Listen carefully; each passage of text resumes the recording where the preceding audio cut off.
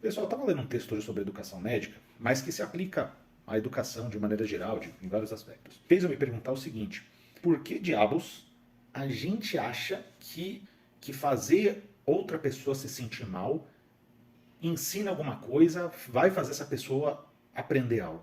E eu falo da educação médica, porque é a minha realidade, é a minha formação, mas se aplica, eu acho que para muitas outras coisas.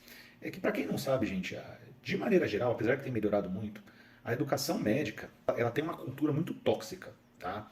Na maioria das universidades. Os professores vêm de uma formação muito tóxica, muito abusiva, vamos dizer assim, do ponto de vista pedagógico, e essa pessoa ela acaba replicando isso quando ela vira um professor, quando ela vira professor e tem que ensinar, ou um preceptor e tem que ensinar outras pessoas. Eu sempre disse que isso é muito ruim. Mesmo antes de eu ser professor, de eu estudar qualquer coisa sobre educação, eu sempre, para mim, sempre foi muito claro que isso não levava a nada. Em medicina tem muito esse negócio de você pegar o aluno ou o residente, ficar perguntando, jogando uma pergunta em cima da outra, sendo que você claramente está vendo que o cara não sabe responder aquilo, sabe, ficar diminuindo, ainda mais, nossa, em visita, de beira de leito, na frente dos outros, às vezes até na frente do próprio paciente. Quantas vezes não passei por isso? Sim, tipo, muitos professores meus faziam isso, não só comigo, mas com todo mundo. E, inclusive, até hoje tem assuntos, assim, temas que eu não gosto nem de estudar muito, porque, sabe, me remete a essas pessoas, a essas situações. Mas o fato é que chega uma hora, ainda mais quando você está na residência, que você se acostuma a ser humilhado todo dia.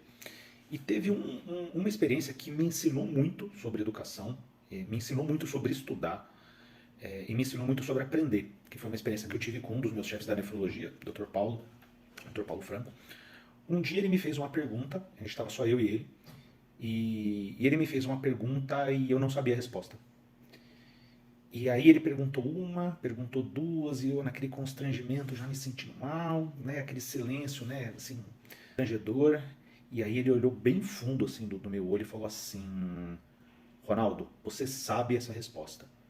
Só que na hora eu não estava pensando em nada muito específico, porque realmente eu não sabia a resposta para a pergunta dele. E eu falei: doutor Paulo, acho que o senhor acha que eu sei mais do que eu sei. Eu não sei. Ele falou: você sabe. E eu vou te provar que você sabe a resposta dessa pergunta. Ele pegou, assim, uma questão muito básica relativa àquele assunto e falou tal coisa. Aí ele fez uma pergunta muito fácil, muito básica, que essa eu sabia responder. E aí, a partir daí, ele foi fazendo outras perguntas e foi conectando o temas e assuntos e foi me conduzindo até eu chegar na conclusão, que era a conclusão correta. E foi maravilhoso, assim, foi um dia maravilhoso. Sim, e aquilo foi transformador para mim, tá? Porque eu aprendi muito, eu aprendi que sobre você construir raciocínios e eu aprendi que às vezes você não precisa saber algo na ponta da língua, mas o importante é você saber desenvolver o raciocínio baseado, né, a partir das bases que você tem, para você chegar em algum lugar.